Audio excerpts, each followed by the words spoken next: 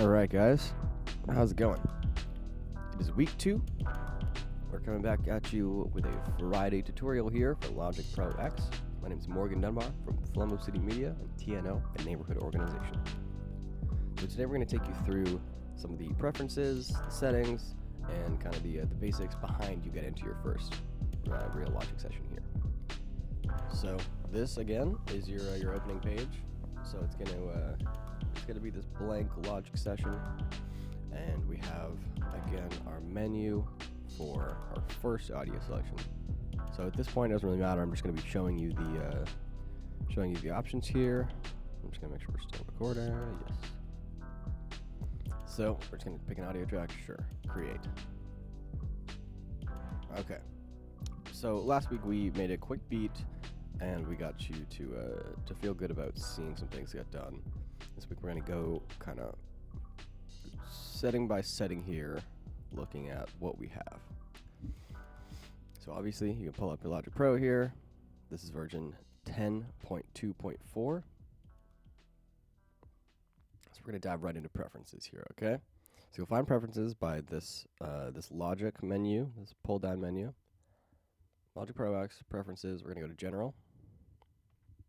Okay. So here we have your project handling, your editing, your cycle. I find not a lot of this is too important at this point.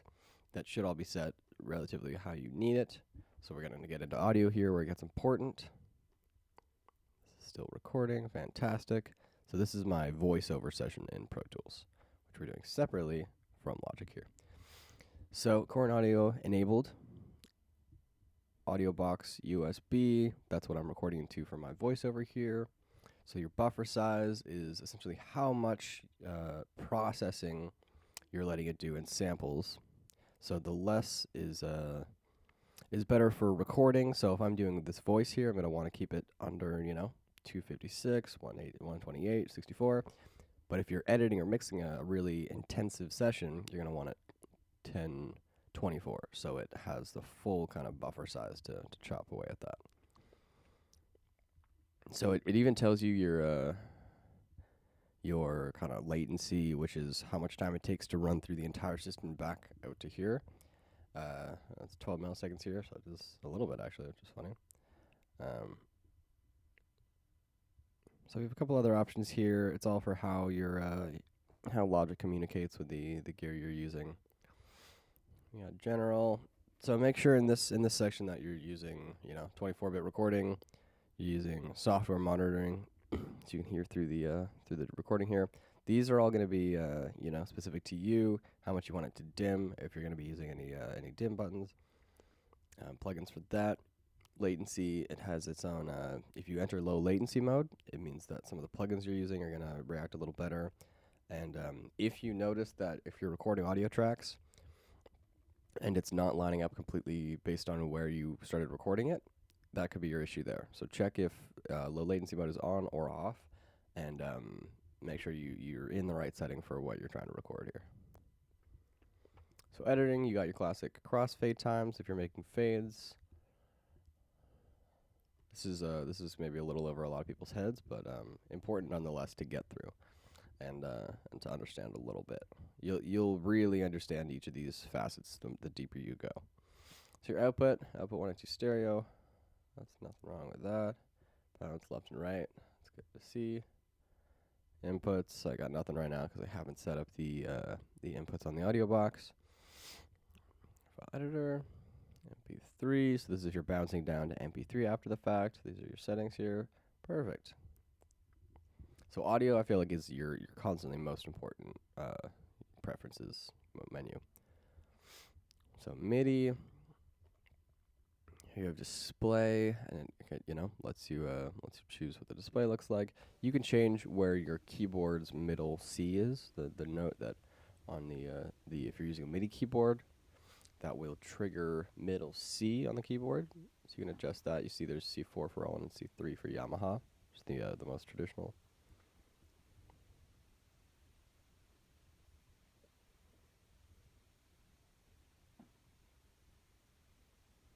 So So you have a lot of different options. If you see here, you've got like a bright background. I don't even know what that looks like. I haven't tried that, but maybe I should. So if you're using video in Logic, it has its own section. Automation lets you do your own adjustments there. You can control your control surface remotely via Logic here. Your own info, and then some advanced settings. And this all looks relatively good. I mean, I'm not doing any surround sound mixing. I'm not doing any scoring, but I am, advanced editing, using a control surface, using MIDI, using audio. Okay. So that's the first of our menu bars, okay? So the next thing we're going to do here, we've gone from Logic, preferences, control surfaces, sorry about that, is fairly similar. It would take you eventually to those preferences. Key commands. So key commands are great in Logic because you not only can use just the preset Logic commands that they expect you to use, but you also have the option of selecting Pro Tools commands. So if you're really comfortable with using Pro Tools key commands, I would definitely suggest starting off with Logic and applying this Pro Tools key command step, so that you're kind of in an in-between state. You can start learning Logic really well, but using things you already know, so you don't have to step back and relearn a lot of things. Now, Logic does its own key commands are very effective for what it's doing. So it may be worth it to take some time and try to learn whether you're using the US, use any of the key commands you want based on your language. Now, Logic comes with a pretty immense sound library, so I definitely suggest you download the entire sound packages you can get, and any add-ons as well. And then it always gives you the option here to, I don't want to do that, but it lets you reinstall the sound library or open up your sound library and manage the sounds you have. So it's going to be really effective if you don't have any sounds, or if and you're going to need internet for that, apparently. So Logic connects to MainStage, which is a performance kind of production software where you can trigger things in Logic really easily. We're not going to get into that today. Maybe later on in the series here, but it's got its own usages for sure. So moving down the menus here, obviously we have our hide, our quit. So quit, a really important key command you want to remember is Command Q. That's for any program, essentially. But Command Q on Mac is going to quit that program, not just close it, but fully quit it, so that you're no longer using any CPU on Logic specifically. You're free to do what you need to do. So when you go to File, you got a new menu here. Your classic new from template, which lets you open up a few templates that Logic has. They've got some interesting ones, like singer-songwriters with live tracks that you can record into, hip-hop and pop samplers, which are filled with synths, electronic instruments. So if you don't have a straight idea of what you're trying to record and you just want to have some fun, definitely open up a template and start filling in some of the sounds. So open, obviously you're going to be able to open any session you've done previously. Open recent shows you what's been done in the past. Close. So close is going to be different than quit because it's just going to close our window but keep Logic open and running. Close project, similar. So save. You're going to want to save constantly. I haven't saved this yet because we haven't done anything in it, but once you're editing and working, Command S, that key command right there, is hugely important, and you want to do that every 10 seconds or so. That just means that you're not going to have any, you're not going to accidentally delete anything, and you're not going to have any files wiped out. So save as, very similar. It's just going to give you that option to name it something specific.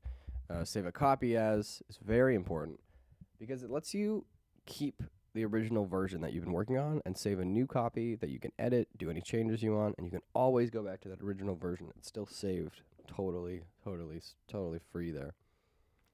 And you can also, same way as opening a template, you can save a template. If you really like some of the tracks you used, save it as a template and open it up every time. We have a revert tool here, which is very cool. You can open up the last saved the last saved file. You got alternative takes. You've got project management. So this is cool because you can clean up, consolidate. So consolidate bridges everything to its like natural full length, and makes it look very even. So that's a good tool. Project settings. These are similar to what you'll find in the settings or the preferences. This is your option to open a movie. So import. This is an important section here. Audio files. You see, it's Shift Command I. Import. That's a really important key command, as well as exporting here. So all text files, that's really good for bouncing out stems. One track is file, of course. Bouncing is very easy. I find, so Pro Tools, it was always recommended to me, and I do still like this concept of recording into audio tracks. Just that way you get to see the full track, you get to listen, you get to really do a proper print. Logic, I find it's honestly just easiest and best to bounce your project or selection just with Command V. But you can, of course, record still through a master like aux track into an audio track. That's no problem. Okay, we are just about done with the file menu here. So you also have share, and you can send it to iTunes. You'd make it a ringtone, send it to SoundCloud. These are all things you're gonna have to set up after the fact when you go through to share them there, but very useful. So edit, we're gonna have kind of our classic in-house operations: our cut, copy, paste, delete, move, select, show flex pitch time. When you get to stretching samples, then that's going to be a lot more important to you, but for now, not hugely important. So repeat, if you're making multiples out of one file, that's really easy to do. Repeat multiple, you can type in how many you want to be created after the fact. A lot of this, I'm sure, is going to be over people's heads, but once you have the knowledge, I'm sure it'll apply very easily when you're making something. So split, you can assume that's just going to split your track. Join is going to join together tracks. Move, naturally. Trim, naturally. Convert.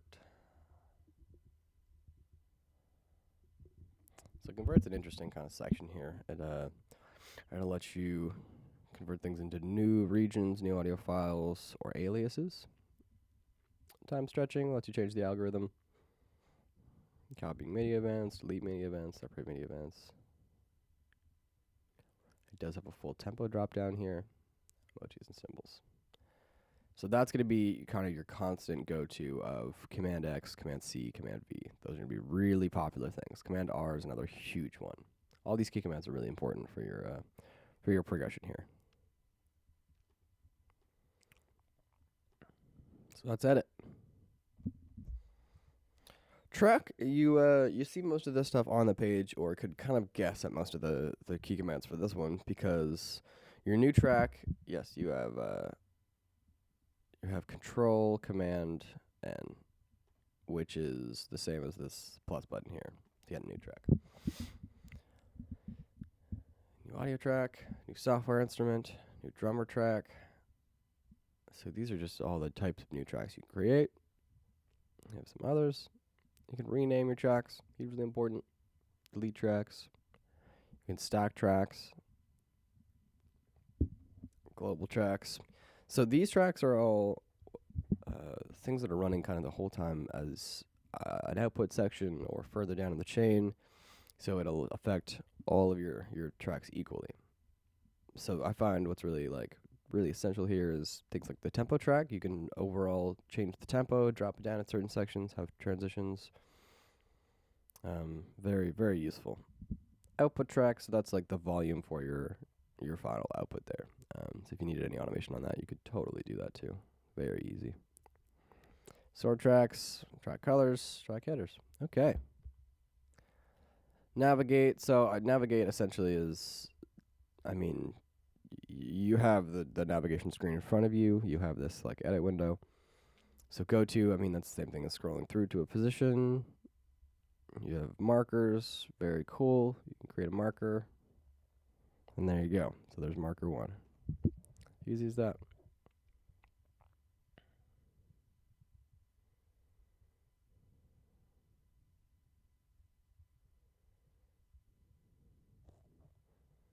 So when you're doing full-length tracks, markers are going to be pretty important for separating, say, verse, verse 2, chorus 2. You're going to want to have that all that's spread up and easy to identify. So record, these are all your settings. It gives you, count in, 1 bar, 2 bars, what do you want? Your metronome settings. Do you want it to be in low latency mode? All these things, very important. So make sure you check your record drop down here. And just create take folder, great. Take folder, that's what we want, record, okay. Looks great. Allow quick punch in, perfect. So mix, show automation, convert automation, delete. Similar things here. The further you get down, I find it does kind of become less and less essential to check into. I mean, everything has its place, but that file and editor are really where you're going to be spending most of your time. So view is also pretty important. I mean, you can see your mixer. So if you remember X, that pulls up all your active tracks. You can press X to close it down again. You can see your smart controls with B.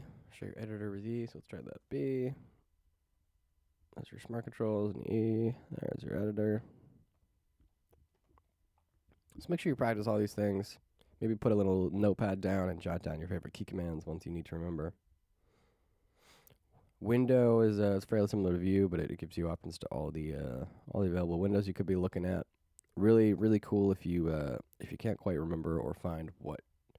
Say you're looking for the piano roll, and you know your key commands. You're trying to find something, and if you just can't get it right, just go to window. You'll find it. Easy peasy. Now screen sets are so the screen I'm viewing right now, that would be 1. So if I was to make another screen set, say if I wanted to be really zoomed in like this, I could then save that, and that could be screen set 2.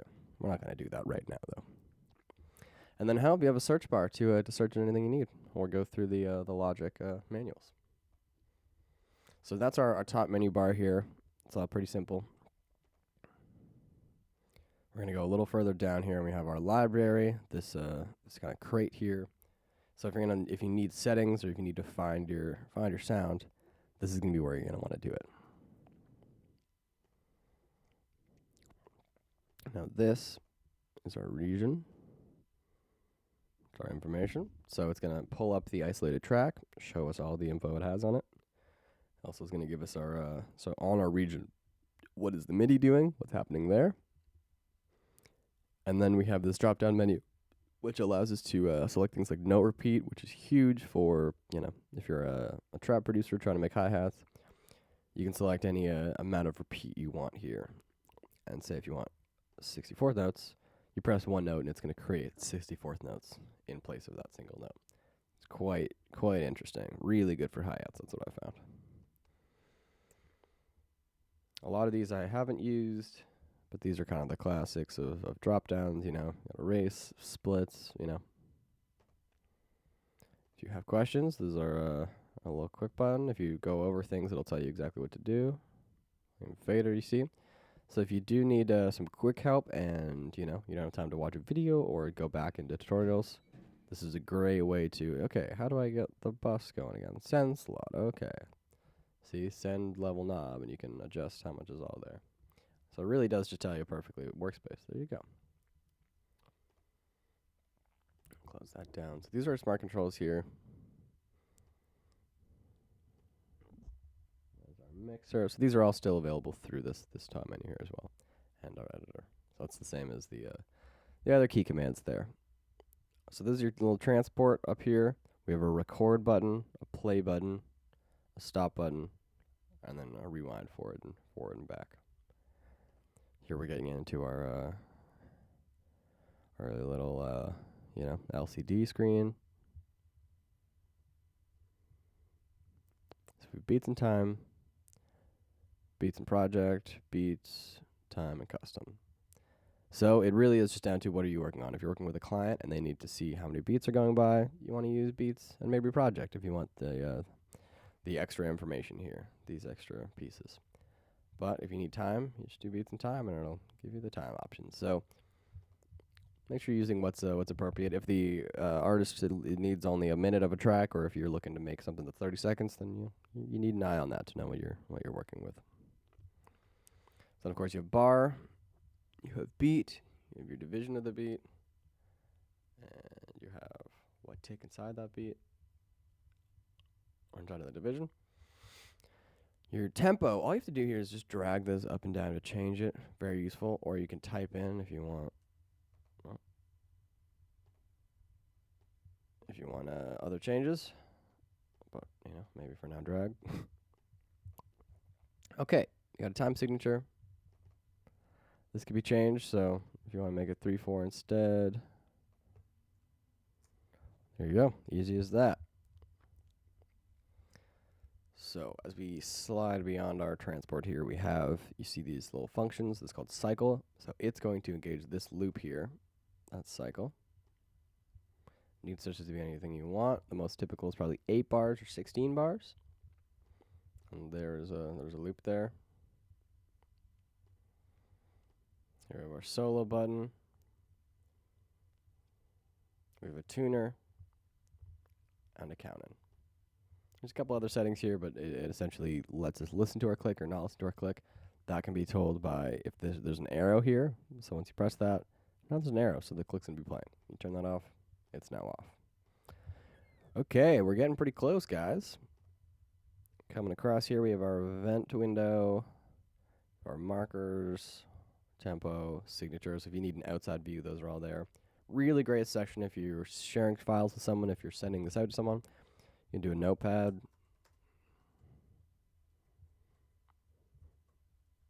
And there you go. You leave a note for yourself. And on specific tracks as well. Loops. So Logic comes stacked with loops. All you need to do, maybe I need to wait a second here, but all you need to do is select one of your settings, and you will find some endless great loops. Look at all these. It's fantastic. So really helpful, and these are all free, copyright free. Last but not least, we have media here. So we got stuff in the project, we have general media, we have all your files here. So these are kind of the basic look across of Logic. So you're going to need to get really comfortable with all these things